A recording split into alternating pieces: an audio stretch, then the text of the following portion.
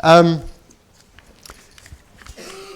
outside of London, Cambridge has the highest number of refugees per head of the population.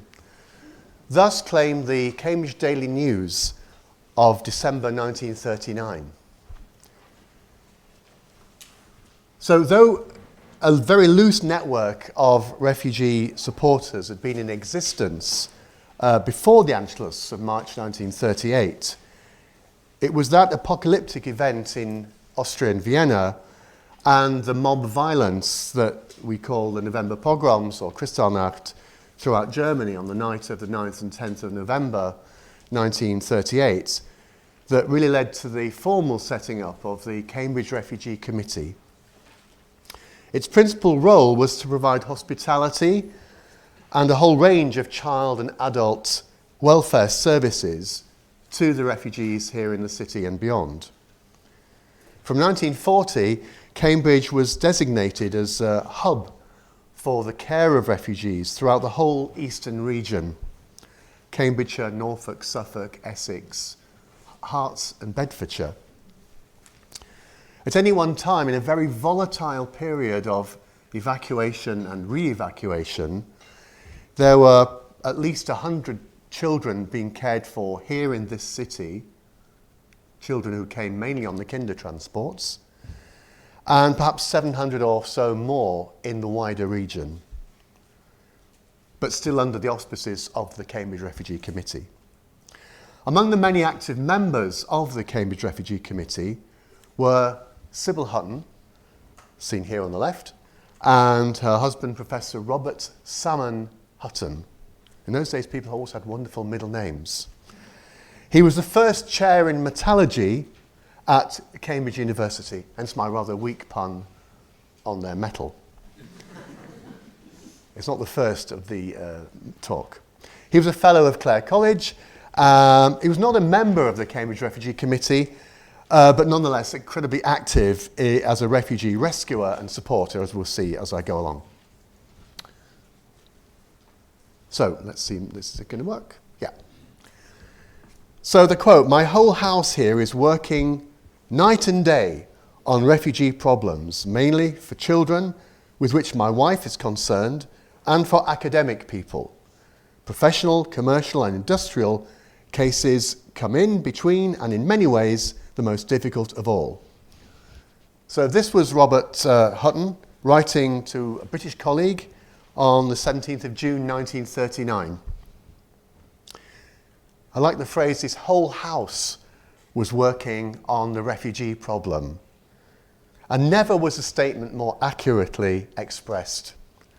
But then Professor Hutton was a man of precision, a scholar and a practitioner in precision engineering, a man who saw the world in terms of input-output ratios, but equally a man who saw the world of 1933 onwards, a world that was breaking down, running low, out of order, and in need of serious retooling. Hutton in that quote mentions his wife, Sybil, born Sybil Schuster, founding member of the Cambridge Refugee Committee. That whole house that Hutton makes reference to was a substantial detached house on the corner of Chaucer Road and Trumpington Street. Number 1, Chaucer Road to be exact. Now here is the house in a photograph taken, I think, in the early 1960s. The house is no longer there, sadly. It's now a block of flats, very typical Cambridge solution. But we see here an ageing Robert Hutton and Sybil and others whom I shall identify later in the paper. The Huttons were operated from that house were a phenomenon, a kind of married couples refugee agency working tirelessly for both adults and child refugees. What that work entailed and who were the beneficiaries, I'll come to in the course of this paper. So Robert Hutton was the first Goldsmith Professor of Metallurgy at Cambridge University. He was appointed to that post in 1932 and remained until 1942. And it was no easy matter to promote a technical subject as metallurgy into what was still a very traditional university. But Hutton was very far from being any kind of ivory tower academic. He'd worked in scientific research. He had practical experience in industry with several very important patents to his name, and strove comfortably in the groves of academe. Hutton, according to a biographer, was one of the very few who attempted in those days to bridge the gap between science, industry and university, a prophet almost without honour, his biographer says. Hutton, in his own autobiography, interestingly, took pride in calling himself not a professor or a scientist or researcher, but his autobiography is called Recollections of a Technologist. And that's what he was very proud to be. Later on in life, he would also be proud, although necessarily in a very characteristic, humble fashion, in the rescue of what we estimate to be about 200 German, Jewish or Jewish origin metallurgists and technologists from Nazi Europe. And many of them came over with their families. Now, though the definition of rescue may be open to some debate, does it mean actual escape from Nazi Germany or the provision of a means to live and work safely in exile? That we can leave aside for the moment. But he certainly was a rescuer. He ran, in effect, from his home in Chaucer Road, a one-man European Metallurgy Refugee Committee. Hutton was born in 1876, educated at Highfield School and then Blundell's at Tiverton, and at what became Manchester University, where he read chemistry. He did postgraduate research under Professor Arthur Schuster, Nobel Prize winner from the physics department, later Nobel Prize winner, and he was appointed lecturer there in electrochemistry.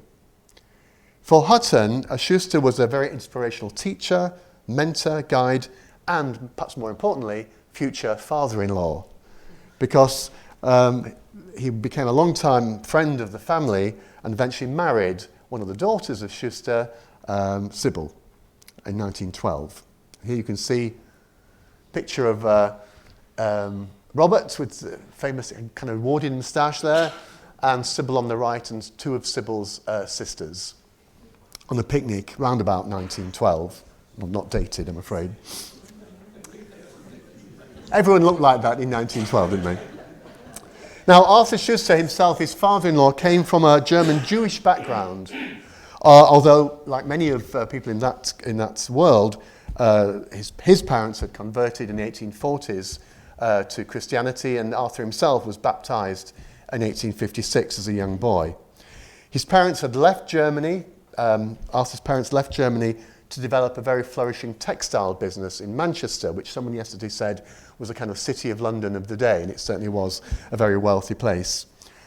But during First World War I, even though Arthur and the family had become naturalised, he suffered a lot from anti-German prejudice, and it was a very painful experience of discrimination and persecution that the son-in-law, Robert, noticed and influenced him in his future decisions.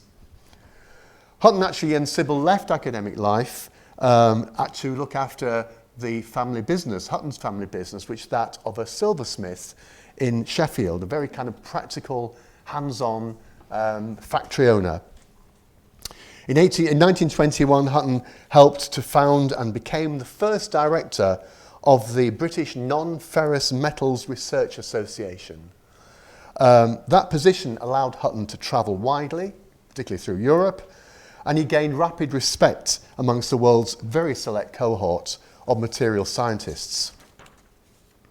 So therefore his standing, and especially by being boosted by this chair in metallurgy in 1932 here in Cambridge, and election as fellow Clare College in 1936, gave him widespread contacts and also a very high reputation amongst this very select world. And I was very fascinated by Professor Voigt's 5 points, and certainly one of them is he becomes a very influential reference writer. He's known in the metallurgy. If you think metallurgy, Hutton's the man. That was definitely the case. I made that up, that's not a quote, but you can imagine the sort of thing that would have been said. So, Hutton's link with Germany had very long roots. He'd been a research student in Leipzig in 1898 and was a fluent speaker of German. Over the following years, he kept on building these networks of contacts, both in the research world, in the industry world, in the academic world and business world. So he was a man who could stride these worlds very comfortably. And those contacts, of course, you can imagine, came in very useful after March 33. In March 39, Hutton's sense of duty towards his colleagues and friends was kind of cemented when he became a member of the executive of the SPSL, of which we've had a lot of today and yesterday. And of course, the SPSL moved to Cambridge during the war, and he became its honorary secretary. And after the death of Sir John Clapham, who had chaired the SPSL here in Cambridge, he was appointed as chair of the allocations committee, very important role allocating the funds to deserving academics. There's a whole extra paper to be written on Hutton and the SPSL, but it's kind of beyond my area of interest for the moment anyway. After 33, Hutton kept in very close touch with eminent German metallurgists who were under threat, of course, from the Nazis. He was a prolific correspondent, and I should say that a lot of my sources for this are the marvellous Hutton Papers archives at the Churchill Archive Centre just down the road here. He became, for instance, acquainted with Dr. Ernst Schauer and Professor W. Frankel of the, now my German is zero, I'm afraid, but I think it was called the Metallgesellschaft. Does that kind of, do I get away with that? In Frankfurt. After the November pogroms, both of these gentlemen were arrested, like many others, and imprisoned in a concentration camp. So at the bidding of a mutual friend who ran the International Alloys Company in, I think it was St. Albans, Hutton didn't hesitate but to go over to Frankfurt to negotiate with the Nazi officials who had now become the Aryanized directors of that organisation. After some difficulty, and no doubt laying on a lot of the natural charm that Hutton had, the two men were released and both were brought over to England. Now here's a typical letter, probably, I hate it when people have PowerPoints and they say you probably can't read it, but this is a typical letter in the correspondence. It refers to, probably to that visit by Hutton to Germany, but this is on a different matter, to a Dr. Simon who ran another metals company in the southeast of England, and it's to do with his brother who was still in Germany and the brother's family. So dear Dr. Simon, that's Dr. Simon in England, I've just returned from Frankfurt where I met Max Simon, that's his brother, who is hoping very shortly to secure his passport and visa for coming to England. Actually, one of the points I thought I was going to ask you about was, of course, we didn't have an open door. You couldn't just say, I'm an eminent physicist, I'm coming to England. You had to persuade the passport control officers and the immigration officials to come, and that was a whole extra layer of complication on top of that. But it helped to have an eminent person provide the reference for that very purpose. And he says in the letter here, I understand that you're making arrangements for this accommodation and that of his wife, but the two children will have to be boarded out. There'll be no room for the children. Very typical this, that the children had to live elsewhere. But as you are no doubt aware, there are both in London and many provincial centres committees busily at work finding offers of hospitality for children. And if you're not already in touch with these, I'll gladly make tentative inquiries to put you in touch either with the London or Cambridge committees if such help is needed. And of course, the Cambridge committee, particularly for looking after children in Cambridge, was really being run by his wife, Sybil. Come on to her in just a moment. Now, of course, when war broke out in September 39, the gates from Europe to Britain were pretty largely shut. So the role of refugee rescuers was not so much to get people out, but to look after them once they were here, providing homes and a place and a means to live. Hutton knew that Britain on a war footing would be in great need of people who had experienced technological skills, innovators, inventors, researchers, industrialists. Many held very valuable patents or were working on innovations that would be incredibly useful to the war efforts. As someone who got grade 5 for O-level science, I can't really tell you very much about the kind of enamel condensers and refractory stroboscopes and so on, but apparently they were very important for the war effort. Now, having said that, although Hutton strived very, very hard to find places for these metallurgists who he'd helped to bring over, he wasn't always universally successful by any means.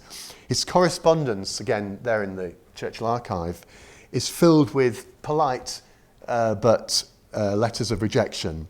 Sorry, we don't have any vacancies for this very important person. We already have a quota of refugees.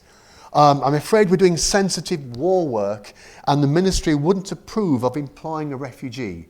And of course then Hutton would reply, but he's doing incredibly important work that will help the war effort, but that often fell on deaf ears. And in one case, there's a letter from one of Hutton's acquaintances, says that, of course, while he would like to take on a Jewish metallurgist, in doing so, he might harm, this is before the war broke out, he might harm the business he's doing with Germany if they find out he's employing a Jew. But undeterred, Hutton pressed on, trying to find alternative posts. Sometimes he would come down a few levels. He'd say, well, although this person's incredibly, he's the highest level of metallurgy research and so on, but even a lab post, something to employ the person that would mean he could maintain his life. And of course, the Hutton's house became like Adams Road in a way, became the metallurgy version of Adams Road, with scientists and industrialists from Germany coming into the household. Let me go on just to now talk a little bit about his wife Sybil. There she is. Now, facts about Sybil are more difficult to find than for her husband. We know that she was born in 1891. Her mother, Carrie, was a supporter of women's emancipation, and she ensured that her daughters attended Bedales, which in those days was a very progressive co-educational school. We know that Sybil married in 1912 and that she followed her husband to run that business in Sheffield, and it was in Sheffield that she became a very active member of the suffragists organisation there.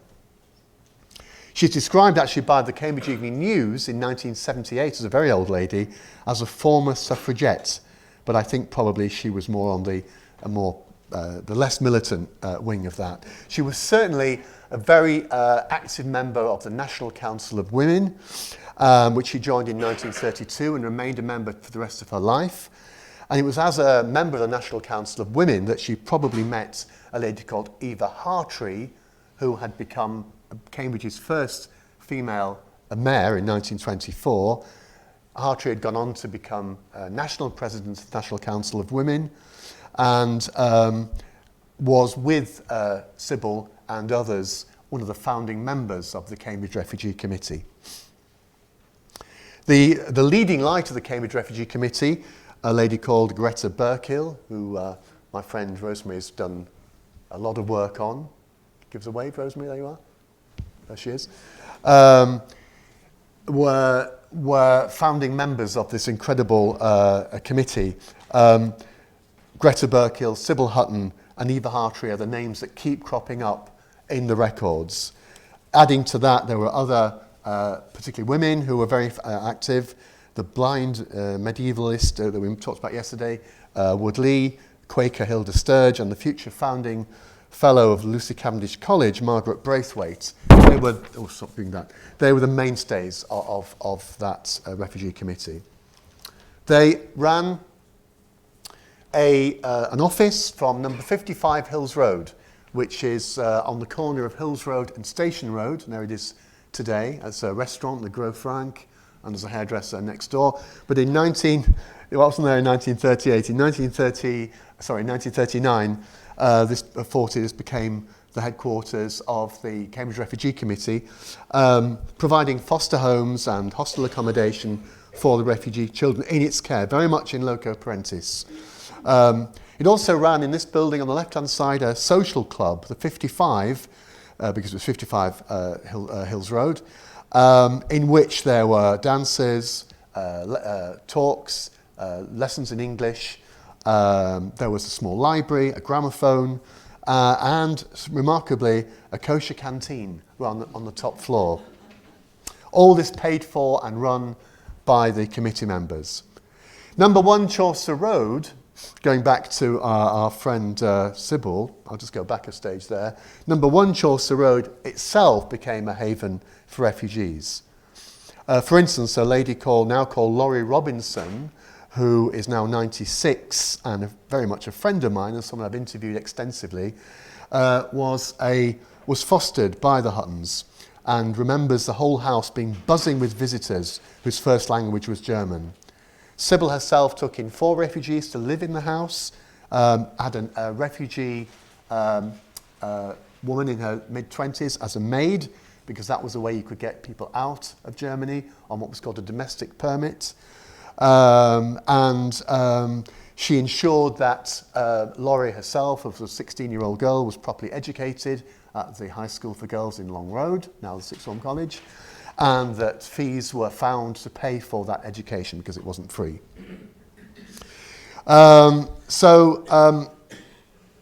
She also found work for the chap who's the second left there, a refugee from Germany called Fritz Lustig, a very, very talented cellist, and later a member of the British Security Services, very successful young man, but he needed to, although incredibly intelligent and highly educated, he needed a job. And so Robert Hutton found him a job as a builder. And here you can see, Fritz gave me this photograph, his second on the right, building a bungalow in Little Abingdon, just on the way to Linton. But this provided him with work, and also later Hutton found him work cleaning one of the college libraries, because he knew that when he'd finished the cleaning, he'd have access to the libraries to read them. Exactly. So it was very well done. The other thing was that going back to Laurie, I asked her. I mean, I'm very lucky that she's still very much alive and still very much, with a good memory. And a few years ago, I asked her what her memories of the Huttons were. She said, as we can see, they were kind, generous, wonderful replacement for my parents, who were caught in Holland and sent to Bergen-Belsen. Professor Hutton took great trouble to arrange for my father, who survived, to come and stayed briefly with us to recuperate. They were incredibly kind to me and several other refugee children. And to our children, they were Granny and Grandpa. And that's who we can see here, back at 1 Chaucer Road in the 60s. Laurie visiting Professor and Mrs. Hutton with her children, who regarded them as family members. I just wanted to finish with a very final couple of quotes. When Professor Hutton died in 1970, the eulogy given at his funeral I thought was interesting. It says, if I can find it, I think I've got it here. No, I haven't got it there, sorry.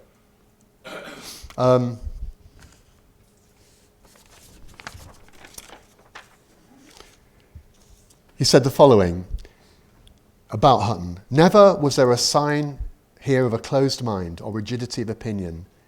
Rigidity of principles, yes, for Hutton's life was a model of the academic mind, and he lived by the inner morality of scholarship, a reverence for facts, and a faith in reason, and as the many friends he helped bear witness, enriched by a deep and compassionate humanity." And one more final thing. Just before she died, there was a little piece in the Cambridge Evening News about Sybil Hutton, who was celebrating her 50 years as a member of the National Council for Women. And it quoted her, very rare piece quote from in public domain. And she said at the very nearly age of 80, when I think about those refugee children, there is still a lot of work to be done.